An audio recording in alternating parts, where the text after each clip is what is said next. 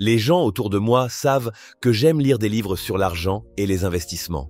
Et c'est pourquoi beaucoup d'entre eux, surtout ceux qui ont entre 20 et 25 ans, me posent la question suivante. J'ai économisé 1 000 €. Comment puis-je commencer à investir? Je leur conseille toujours d'investir d'abord sur eux-mêmes et de lire quelques livres sur l'argent et les investissements avant d'investir dans quoi que ce soit. Malheureusement, lorsqu'ils entendent ma réponse, je constate toujours leur déception. Peut-être êtes-vous également déçu et voulez-vous arrêter de regarder la vidéo. Mais si vous êtes toujours là, laissez-moi vous expliquer les 2 principales raisons qui motivent mon conseil. Premièrement, je vois chaque personne comme une entreprise. Tout comme les entreprises, les gens ont aussi des revenus et dépenses. Tout comme les entreprises, les gens sont soit en pleine croissance, soit en train de mourir. Comme les entreprises, certaines personnes sont en constante croissance et méritent d'investir de l'argent, d'autres non. Malheureusement, aujourd'hui, beaucoup de gens ne grandissent pas du tout, ils meurent. Laissez-moi vous poser une question. Si vous étiez une action, investiriez-vous dans vous-même? Je vais la répéter. Si vous étiez une action, investiriez-vous dans vous-même? Vous souhaitez généralement investir dans des entreprises qui connaissent une croissance rapide ou qui ont un potentiel de croissance dans le futur, n'est-ce pas? Comment cela se passe-t-il pour vous? Vous êtes en pleine croissance? Si vous ne vous développez pas, vous mourrez, vous le savez. Vous ne restez pas neutre. Regardez la nature. Tout est plus facile quand on grandit ou quand on meurt. Regardez par la fenêtre, les feuilles ou l'herbe. Elles sont soit en train de pousser, soit en train de mourir. C'est la même chose pour vous. Si vous ne vous améliorez pas et n'apprenez pas, alors vous mourrez. Si je viens vous voir maintenant et que je vous offre 100 000 € pour 2% de vos actions, me les vendriez-vous? En d'autres termes, je vous donne 100 000 € et à partir de maintenant, ce que vous gagnez avec vos actions, 2% sont à moi. Êtes-vous d'accord avec cela? Je ne vous connais pas, mais je ne serai pas d'accord. Même si j'étais complètement fauché, je ne serai jamais d'accord, parce que je crois en mes actions et en leur potentiel de croissance. Je crois sincèrement que vous êtes l'action la plus précieuse et si vous investissez dans cette action, votre rendement sera 1000 fois supérieur à celui que vous obtiendriez en bourse. Surtout si vous êtes jeune et que vous avez un peu d'argent, vous devriez l'investir pour vous-même, c'est-à-dire pour vos propres actions. Une autre raison de conseiller de lire d'abord est qu'aujourd'hui, la plupart des connaissances que les gens ont sur l'argent et les investissements sont déjà anciennes. Même les personnes que vous appelez experts ne vous donnent pas d'informations à jour. Selon l'auteur Robert Kiyosaki, l'information est comme le lait, elle est vite périmée. Lorsque vous allez dans un magasin pour acheter du lait, vous vérifiez la date de péremption sur l'emballage. Car si vous buvez du vieux lait, vous tomberez malade. Malheureusement, la majorité des gens ne vérifient pas la date de péremption sur leur cerveau. Ils consomment des informations périmées et tombent financièrement malades. Puis, ils disent qu'investir est trop risqué et commencent à garder leur argent sous le matelas. Mais ils ne savent pas que les épargnants sont des perdants et que l'argent liquide est aujourd'hui un déchet. L'argent liquide a déjà perdu sa couronne et il n'est plus roi. Il y a plusieurs raisons à cela, mais les principales sont l'impression de la monnaie, l'assouplissement quantitatif et la façon dont l'argent est créé aujourd'hui dans l'économie moderne. Il y a tellement d'argent bon marché en circulation que les banques ne veulent plus de votre argent. Vous le comprendrez si vous regardez les taux d'intérêt payés sur les dépôts. Il est d'environ 1 à 2%. Si l'inflation dans l'économie est de 3% et que vous déposez votre argent avec 2%, vous perdez en fait 1% de votre argent d'ici à la fin de l'année.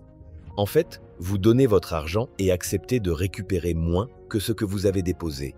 Si vous vous instruisez, vous vous rendrez vite compte qu'aujourd'hui, le roi est la dette, pas l'argent.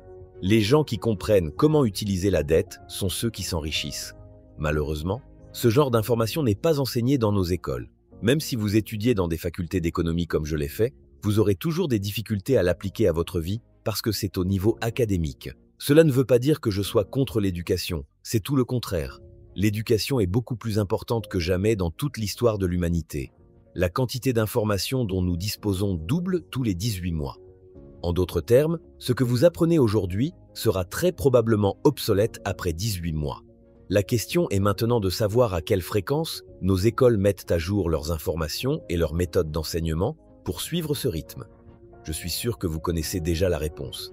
Prenez vos responsabilités et concentrez-vous sur ce que vous pouvez changer, par exemple en vous informant sur l'argent et les investissements. Se plaindre du système éducatif ou du gouvernement n'est pas une solution. Dans la vie, il y a des choses que vous pouvez contrôler et d'autres que vous ne pouvez pas. Pourquoi perdre du temps sur des choses sur lesquelles vous n'avez aucun contrôle? Concentrez-vous sur ce que vous pouvez contrôler, c'est-à-dire vous-même et vos décisions. Si vous décidez de vous instruire et de vous améliorer, n'abandonnez pas rapidement si vous ne voyez pas de résultats.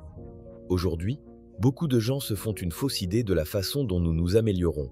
Ils commencent généralement à faire quelque chose et après un certain temps, lorsqu'ils ne voient aucun résultat, ils arrêtent. Il y a quelques jours, j'ai rencontré un de mes anciens partenaires d'entraînement à la salle de sport et après avoir discuté un moment, je lui ai demandé pourquoi il ne venait plus au cours. Il m'a répondu que le cours était bon au début et qu'il avait perdu pas mal de poids, mais qu'ensuite il était resté au même niveau et n'avait plus vu d'amélioration. C'est pourquoi il a décidé d'essayer autre chose. Après notre discussion, j'ai commencé à réfléchir à sa décision et j'ai pu constater que son opinion sur le processus d'amélioration est tout à fait erronée. D'une certaine manière, je pouvais comprendre sa décision, car depuis notre enfance, on nous a tous dit que si vous faites quelque chose tous les jours, vous vous améliorez tous les jours. Par exemple, si vous étudiez chaque jour, vous serez plus intelligent chaque jour, ou si vous faites de l'exercice chaque jour, vous serez plus fort chaque jour. Si vous mangez sainement chaque jour, vous serez en meilleure santé chaque jour, etc. Et c'est pour cette raison que beaucoup d'entre nous pensent que la courbe d'amélioration devrait constamment s'allonger si nous y mettons un effort constant. Mais en réalité, indépendamment de ce que vous faites, votre courbe d'amélioration ne ressemblera jamais à cela. En réalité, elle ressemble à quelque chose comme ça. Quel que soit l'objectif que vous essayez d'atteindre, la majeure partie de votre parcours sera passée sur cette ligne plate et vous ne verrez aucune amélioration. Après un voyage assez long et plat, vous verrez un petit pic et vous recommencerez un nouveau voyage plat à un niveau supérieur. Vous passerez près de 95% de votre temps sur ces lignes plates. C'est la partie du voyage que la plupart des gens quittent parce qu'ils ne voient pas de résultats et commencent à croire que leur technique est mauvaise ou qu'ils font quelque chose de mal. Mais en réalité, la seule chose qui ne va pas est leur mauvaise compréhension du processus d'amélioration. Donc, quel que soit l'objectif que vous essayez d'atteindre en ce moment, n'abandonnez pas si vous vous sentez coincé au même endroit. Vous êtes très probablement sur la ligne de touche. Donnez-lui du temps et acceptez le fait qu'être sur une ligne plate est juste une partie naturelle du processus. Par exemple, si vous allez à la salle de sport, revenez, enlevez votre chemise et vous regardez dans le miroir, vous ne voyez rien, aucune amélioration. Et un autre jour, vous allez à la salle de sport, vous revenez, vous vous regardez dans le miroir et vous ne voyez rien encore. Pendant un certain temps, vous ne verrez rien, même si vous continuez à aller à la salle de sport. Vous verrez une pointe, puis une ligne plate à nouveau, puis une ligne plate à nouveau. J'espère que ce petit changement dans votre état d'esprit peut vous aider à rester sur la bonne voie pour atteindre vos objectifs. Merci de m'avoir écouté et je vous souhaite de réussir à atteindre tous vos objectifs.